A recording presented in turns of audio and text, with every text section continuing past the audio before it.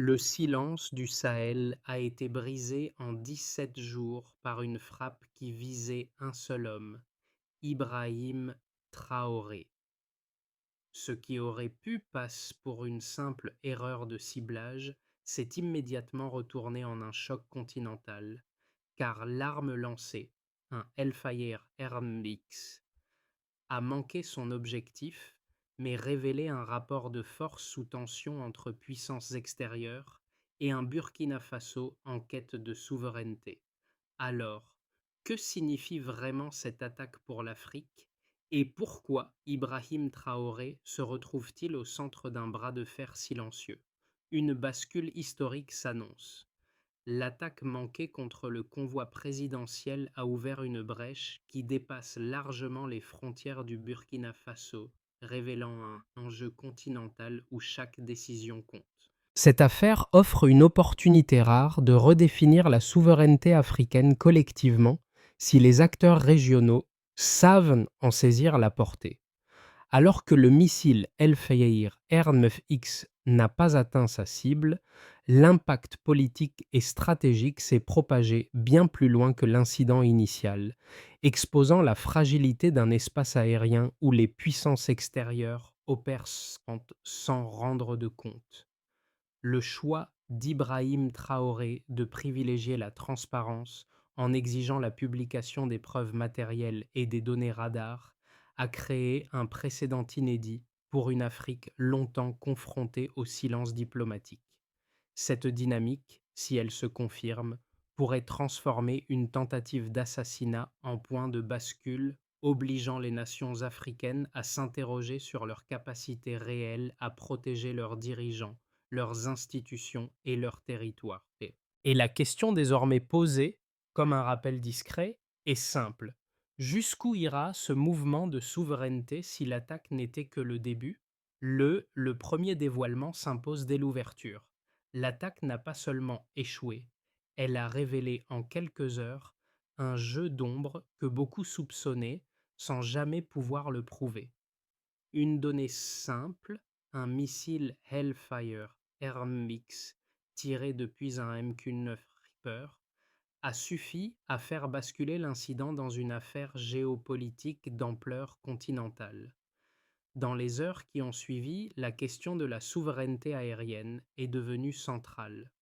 Le drone, pénétrant l'espace du Burkina Faso sans autorisation, a agi comme un révélateur brutal des tensions accumulées dans le Sahel, région où les puissances occidentales, la Chine, la Russie et d'autres acteurs avancent leur position sous couvert de lutte contre l'instabilité. L'arme utilisée, conçue pour éliminer une cible précise sans explosion, a montré que cette opération n'était ni un geste improvisé, ni une erreur technique isolée. Elle portait un message implicite, d'autant plus percutant qu'elle a manqué son objectif et tué des civils, renforçant ainsi l'onde de choc politique. La réaction d'Ibrahim Traoré a immédiatement modifié les équilibres. Au lieu de céder à la pression ou de répondre par la confrontation, il a choisi de déployer une stratégie de transparence rare dans un tel contexte. L'exigence de publier les fragments du missile, les données radar et les images satellites a surpris les observateurs internationaux et exposé une volonté de rompre avec l'opacité habituelle qui entoure ce type d'incident. Cette posture a redonné une voix au Burkina Faso et, par écho, à plusieurs nations africaines longtemps mises à l'écart des discussions stratégiques. Cette attaque n'est donc pas un épisode isolé, elle est l'expression d'un rapport de force plus vaste, où les États africains tentent d'affirmer leur place dans un système international souvent pensé sans eux. Et si cette frappe manquait à marquer un tournant, c'est parce qu'elle a forcé tout un continent à regarder en face les règles tacites qui régissent encore le ciel africain. Le rôle du guide dans cette séquence trouve naturellement sa place dans la figure d'Ibrahim Traoré, dont la réaction immédiate après l'attaque a servi de boussole pour comprendre l'ampleur de ce qui se jouait. Son choix de ne pas répondre par la violence mais par une transparence totale a créé une dynamique inattendue dans le Sahel. Là où d'autres aurait moins verrouillé l'information, il a ouvert les données, bouleversant les codes diplomatiques habituels. Le premier, un petit cas révélateur, apparaît le matin même de la frappe. Une réunion d'urgence à Ouagadougou réunit les conseillers militaires et les techniciens chargés d'analyser les débris du missile. La décision de tout rendre public est prise en moins de 2 heures, un délai inhabituellement court pour un incident de cette nature. Ce moment illustre la volonté de transformer un choc en levier politique. Le second, un petit cas révélateur, se déroule 48 heures plus tard, quand les images des résidus du Hellfire circulent dans plusieurs capitales africaines. Cette diffusion précoce déclenche une série d'appels entre États du Sahel, amorçant une coordination jamais observée depuis des années. La transparence devient alors un outil de solidarité et non plus un geste isolé du Burkina Faso. Ces premiers impacts ont montré que la réaction du président ne relevait pas seulement d'un instinct personnel, mais d'une stratégie visant à replacer l'Afrique au centre de sa propre narration. Cette posture a rapidement trouvé un écho, car elle répondait à un besoin de clarté dans une région trop souvent définie par des récits extérieurs. Ce qui importe ici, c'est que la transparence a déclenché une nouvelle logique d'alliance. La séquence commence par un déclencheur net. Un drone MQ-9 Reaper apparaît dans le ciel sans autorisation préalable et suit une trajectoire qui intrigue les techniciens chargés de surveiller l'espace aérien. Le mouvement est inhabituel, la vitesse reste stable, la direction aussi, comme si la machine recherchait un point précis au sol. Quelques minutes plus tard, le tir est lancé. Le missile R9X fonce vers un convoi en déplacement. La frappe échoue, mais le choc politique éclate immédiatement. 3 civils meurent. Le président, lui, échappe de peu à l'impact. La scène se fige. Puis, tout s'accélère. Le premier enchaînement critique se joue dans les 30 minutes qui suivent. Les équipes locales sécurisent la zone, identifient les débris et alertent les services spécialisés. Le type d'arme employée est reconnu rapidement. Son usage laisse peu de place au doute. Cibler une personne précise sans provoquer d'explosion large. La nouvelle se propage dans les cercles diplomatiques encore avant d'être confirmée publiquement. À Ouagadougou, une cellule de crise est mise en place. Les conseillers cherchent à comprendre la présence du drone et les conditions de la frappe. La logique opérationnelle ne correspond pas à un exercice ni à un simple survol. L'incident prend forme. Les messages circulent. Les lignes téléphoniques chauffent. Et au cœur de cette agitation, une interrogation se dessine. Qui a autorisé ce geste? Le crescendo atteint un deuxième seuil lorsque les fragments du missile sont analysés. Les inscriptions, la structure interne et le mécanisme d'impact indiquent une arme destinée à des opérations chirurgicales. Le constat surprend moins par la technologie que par la cible. Les services commencent à reconstituer la trajectoire du drone. Les données radar, croisées avec d'autres relevés, renforcent la suspicion d'une opération préparée en amont. Rien ne semble improvisé. Les témoins présents près du lieu de l'explosion confirment avoir entendu un sifflement bref suivi d'un impact net. Les témoignages convergent. Le caractère ciblé de l'acte prend corps, et avec lui, l'hypothèse d'un signal adressé non seulement au Burkina Faso, mais à l'Afrique entière. C'est dans ce contexte tendu que la réaction d'Ibrahim Traoré marque un tournant. Plutôt que de verrouiller les informations, il exige la publication immédiate des preuves matérielles. Le choix surprend plusieurs observateurs, car il va à rebours des réflexes habituels dans de telles situations. Cette décision enclenche la phase de rebond. Les images des débris circulent, les données radars sont compilées, l'opinion régionale se mobilise, les discussions entre États voisins s'intensifient, une onde de solidarité se forme, Et face à cette réponse inattendue, le silence de plusieurs acteurs extérieurs devient encore plus visible. La dernière phase, les répercussions qui suivent, s'installent dans les jours qui suivent. On a Charlie. Les les débats se déplacent de la scène militaire à la sphère politique. Les capitales africaines commencent à mesurer les conséquences de l'acte. Le rapport de force se déplace. La transparence transforme l'incident en levier diplomatique. La tentative de frappe n'est plus seulement une action manquée, elle devient un révélateur. Et cet enchaînement, du tir initial jusqu'à la mobilisation régionale, montre que l'événement dépasse largement la trajectoire d'un missile. Il bouscule un ordre établi et ouvre un cycle où chaque décision peut redessiner l'équilibre du Sahel. La preuve matérielle constitue le premier socle d'analyse. La situation initiale, la situation de départ repose sur un constat simple.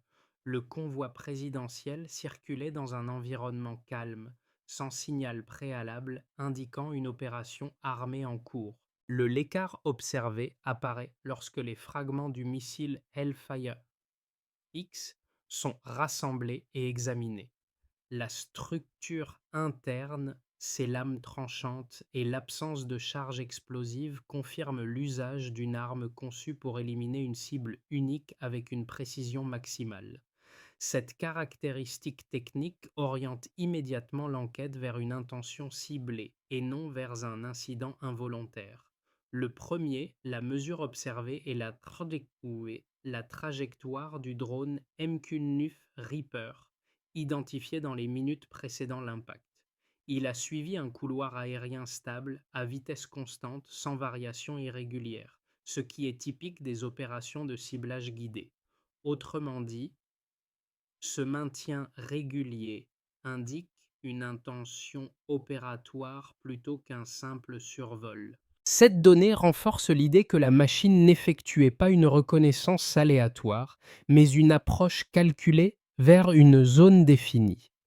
Le second, la mesure observée concerne le temps écoulé entre l'entrée du drone et le tir, estimé dans la source comme très court, de l'ordre de quelques minutes.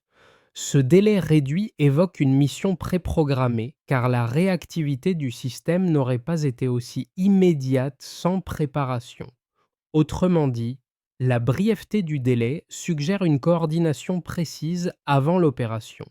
Cette temporalité sert de pivot analytique, car elle ne correspond pas au schéma d'incidents imprévus ou de frappes improvisées. Le troisième, la mesure observée, est liée aux conséquences directes de l'impact, avec la mort de 3 civils à la suite de la frappe manquée. L'arme, conçue pour cibler sans explosion large, n'aurait pas dû toucher un véhicule civil si la trajectoire avait été parfaitement maîtrisée. Autrement dit, l'erreur d'impact révèle un écart critique dans l'exécution prévue. Cet écart nourrit deux pistes, soit un défaut technique spécifique à la phase terminale, soit une anticipation incorrecte des mouvements au sol. À partir de ces trois mesures, une logique se dégage. Les données techniques décrivent un schéma cohérent: présence non autorisée, trajectoire stable, tir rapide, arme chirurgicale, victimes civiles. Rien dans cette suite ne correspond à un simple incident. Au contraire, ces éléments décrivent une chaîne d'intentions contrariées dont seul le résultat final, l'échec de l'élimination, rompt la cohérence apparente.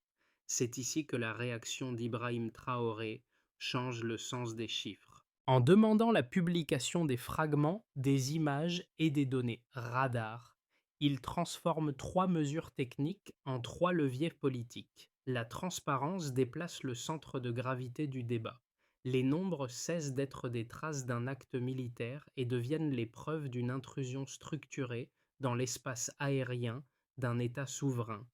Chaque valeur, trajectoire, délai, dommage fonctionne alors comme un argument objectivable, difficile à minimiser sans contredire les faits observés. Cette translation méthodique du terrain technique au terrain géopolitique stabilise une vérité qui dépasse les interprétations. L'attaque ne peut plus être dissimulée derrière l'hypothèse du hasard. Elle se donne à lire comme un message destiné à un continent entier, message dont la portée s'est amplifiée justement parce qu'il a échoué. Le premier argument avancé par certains observateurs considère l'attaque comme une erreur opérationnelle. Selon cette lecture, le survol du drone pourrait s'expliquer par une mission de surveillance routinière menée dans un espace sahélien souvent parcouru par des appareils engagés dans la lutte contre les groupes armés. Le missile, dans cette hypothèse, aurait été déclenché à la suite d'une mauvaise interprétation des mouvements au sol, provoquant un impact involontaire sur un camion civil. La présence du Hellfire RMX ne serait alors qu'un choix technique parmi d'autres, utilisé dans des contextes où l'on cherche à limiter les dommages collatéraux.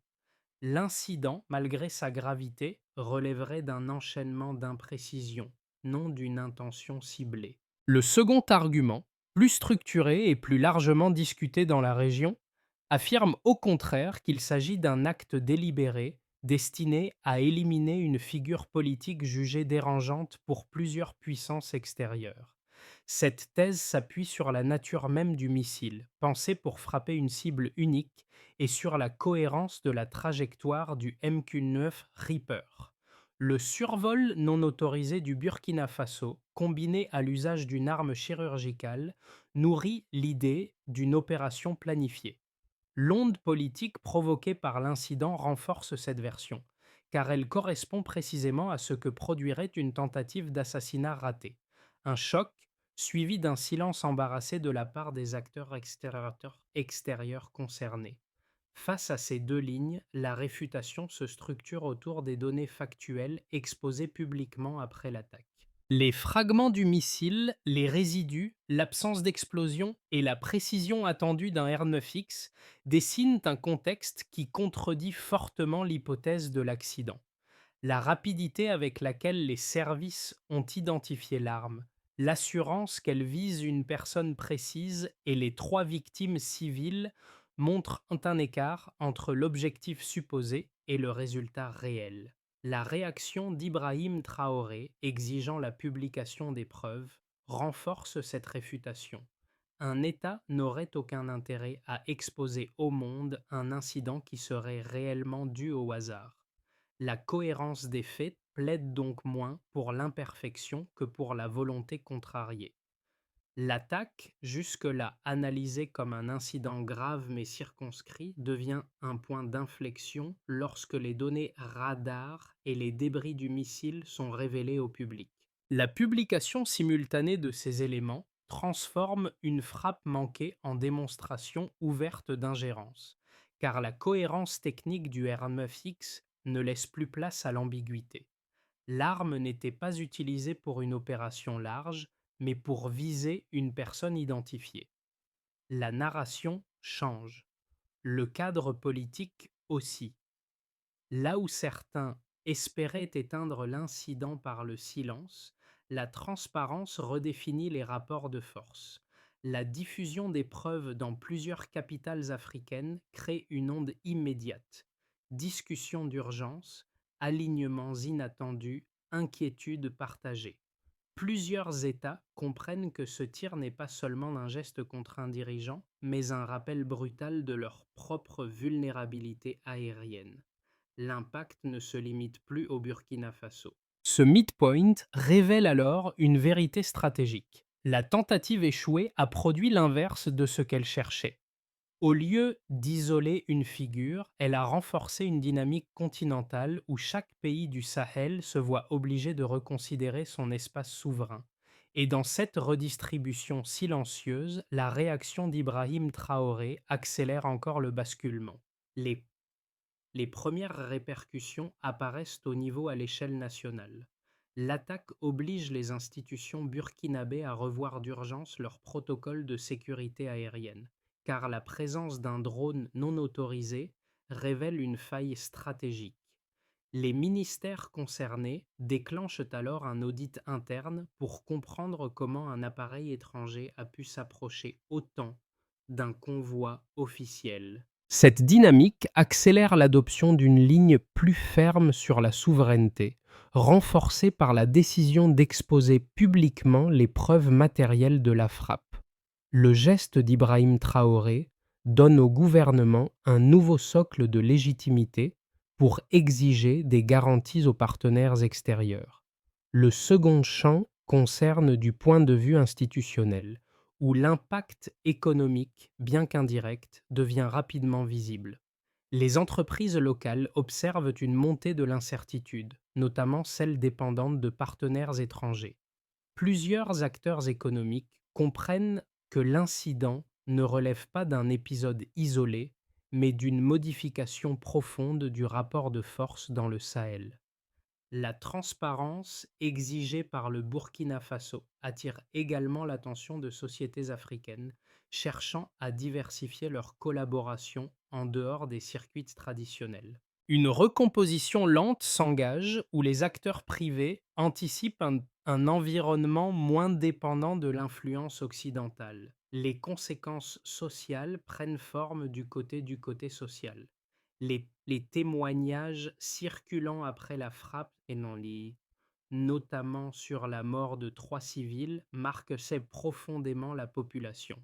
Ce drame transforme l'émotion initiale en mobilisation, manifestation de soutien, débat dans les quartiers, prise de position de leaders communautaires. La posture de transparence devient alors un élément unificateur, car elle rompt avec l'opacité souvent reprochée aux gouvernements africains dans les crises. Cette dynamique crée un sentiment renouvelé de vigilance citoyenne. Pour beaucoup, l'attaque et la réaction qui suit renforcent l'idée d'une Afrique qui doit défendre elle-même sa dignité. Enfin, le cercle du côté régional révèle les tensions les plus significatives. Les capitales du Sahel réévaluent leur sécurité aérienne, car la frappe montre que les puissances extérieures opèrent selon leurs propres règles. Plusieurs pays entament des discussions accélérées sur la création de mécanismes communs de surveillance, convaincus que la vulnérabilité de l'un peut devenir celle de tous. Les nations africaines observent aussi le silence embarrassé de certains acteurs internationaux, un silence qui alimente la solidarité régionale. L'attaque échouée agit comme un signal géopolitique majeur, et les réactions qui en découlent dessinent un continent en quête de cohérence stratégique. À travers ces 4 champs, une constante se dégage.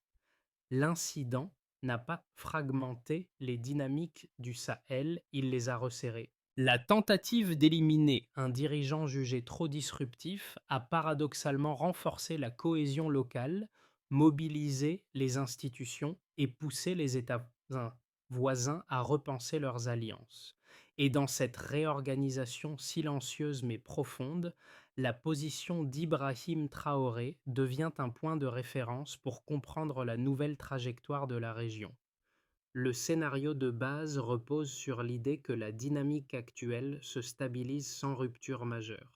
Les capitales du Sahel poursuivent leurs discussions autour d'un mécanisme commun de surveillance aérienne, tandis que le Burkina Faso consolide la ligne politique inaugurée après l'attaque.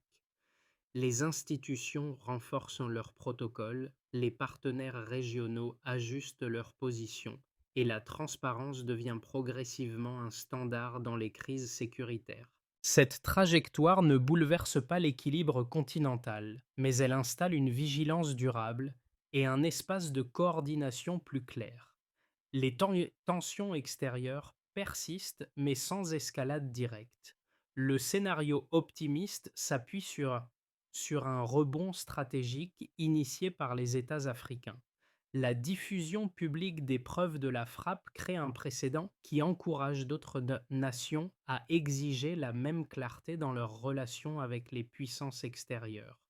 Une coopération structurée émerge entre plusieurs pays du Sahel qui commencent à mutualiser leurs ressources techniques et leurs données de surveillance. L'attaque manquée, loin d'isoler le Burkina Faso, alimente alors une dynamique d'unité régionale. Certains gouvernements envisagent même de formaliser un réseau de défense partagé. Cette perspective ne transforme pas immédiatement les rapports de force mondiaux, mais elle renforce l'autonomie décisionnelle africaine. Le rôle joué par Ibrahim Traoré devient alors un point d'inspiration, car il montre qu'un État peut reprendre l'initiative sans rompre avec la stabilité interne. Le pire scénario voit les tensions s'exacerber. Dans cette hypothèse, le silence embarrassé de plusieurs acteurs extérieurs est interprété comme une volonté d'éviter un débat ouvert, ce qui accroît la méfiance régionale. Les pays du Sahel, incapables de s'aligner pleinement sur une stratégie commune, laissent réapparaître des divergences anciennes. Les partenaires internationaux profitent de cette fragmentation pour renforcer leur position, et la transparence demandée par le Burkina Faso ne suffit plus à rééquilibrer le jeu.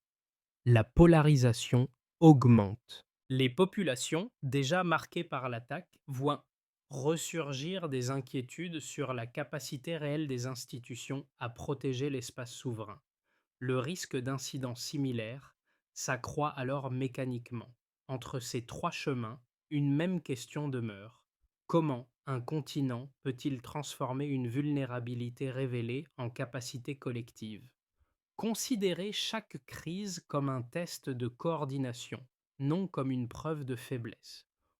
Du côté de ceux qui observent la politique, constituée de ceux qui suivent de près la politique du Sahel, la frappe manquée agit comme un rappel brutal de la fragilité des États confrontés à des acteurs extérieurs capables d'agir sans préavis. Ce public perçoit dans la réaction du Burkina Faso une tentative rare de reprendre le contrôle du récit. La transparence adoptée après l'attaque résonne comme un geste qui dépasse le simple cadre diplomatique, car elle expose les mécanismes souvent invisibles de la pression internationale. Cette clarté crée un effet d'éveil, voire une volonté de mieux comprendre les enjeux réels de la souveraineté. Du côté de ceux qui suivent l'économie, davantage tournés vers l'économie et la stabilité régionale, l'incident active une autre sensibilité. L'utilisation d'un drone armé dans un espace déjà fragile accentue les inquiétudes liées aux chaînes d'approvisionnement, aux investissements et à la prévisibilité des environnements d'affaires. La posture du gouvernement, soutenue par l'initiative d'Ibrahim Traoré, devient alors un point d'observation crucial. La cohérence de la réponse pourra, selon eux, déterminer la confiance future accordée aux institutions. L'enjeu économique se superpose ici aux politiques. Du côté des citoyens, qui rassemblent les citoyens préoccupés par la sécurité quotidienne, la mort de 3 civils marque un tournant émotionnel. Le choc initial laisse place à un besoin de sens. Pourquoi une arme conçue pour frapper une cible précise a-t-elle touché des innocents? La publication des preuves apporte un début de réponse car elle donne à voir les faits sans filtre. Cette lisibilité renforce un sentiment collectif, celui qu'un peuple peut exiger la vérité et obtenir des comptes. Au croisement de ces trois regards, une idée commune se dégage. L'incident, au-delà de sa violence, ouvre un espace où chacun peut réinterroger sa relation au pouvoir et à la souveraineté. La première étape consiste à solidifier la transparence comme protocole institutionnel. Les ministères chargés de la défense et de la communication doivent établir un cadre qui précise le type de preuves publiables en cas d'incident aérien. Cette mesure peut être appliquée immédiatement et se mesurer par la rapidité de diffusion des données vérifiées. Elle prolonge directement la démarche initiée par Ibrahim Traoré. La deuxième étape vise à créer un noyau technique régional chargé de surveiller les trajectoires anormales. Les États du Sahel peuvent mutualiser leurs radars, croiser leurs relevés et instaurer un canal d'alerte commun. Cette action peut débuter dans les 3 mois et son efficacité se mesure au temps de réaction entre détection et notification. Une coordination plus stable réduira la vulnérabilité partagée. La troisième étape concerne la formation. Les équipes locales ont besoin d'outils et de compétences pour analyser rapidement des armes spécialisées comme le RNMX. Une formation trimestrielle peut être instaurée, mesurée par la capacité à identifier un dispositif en moins d'une heure après impact. Cette accélération renforce la marge de décision politique. La quatrième étape appelle à un engagement diplomatique structuré. Les capitales africaines peuvent exiger des clarifications systématiques lorsqu'un appareil étranger survole leur espace aérien. Cette exigence peut être introduite dans les 12 prochains mois et se mesurer au nombre de réponses obtenues face aux demandes officielles. La cinquième étape consiste à institutionnaliser les liens créés après la frappe. Les États ayant exprimé une solidarité spontanée peuvent formaliser ce mouvement par un accord minimal de coopération. La progression se mesure au rythme des réunions, à l'harmonisation des règles et au développement d'outils partagés.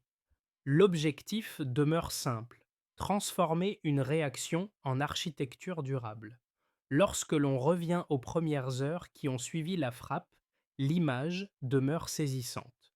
Une salle improvisée, des fragments métalliques encore chauds et une décision prise dans l'urgence de ne rien dissimuler.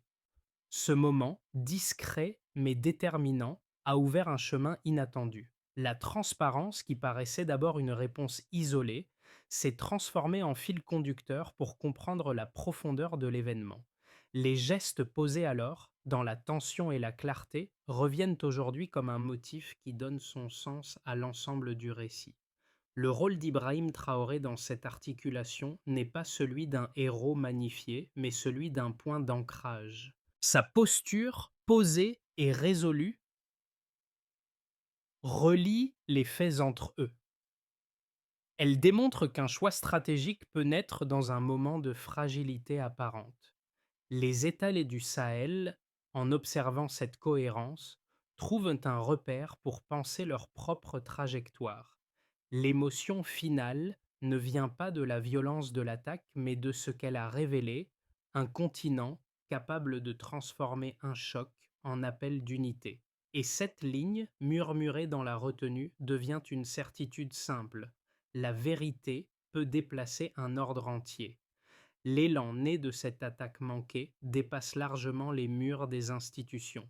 Il touche les citoyens, les communautés et même ceux qui observent de loin les transformations du Sahel. Chaque élément révélé depuis ce jour, les fragments du missile, les données rendues publiques, les discussions régionales, rappellent qu'un continent peut choisir de se tenir debout sans rompre avec sa dignité. La devenue un outil politique, montre qu'une autre manière d'agir est possible, même dans un environnement marqué par les rapports de force. Cette histoire ouvre alors un espace où chacun peut réfléchir à ce qu'il attend de ses dirigeants, de ses alliances et de sa propre place dans les débats collectifs.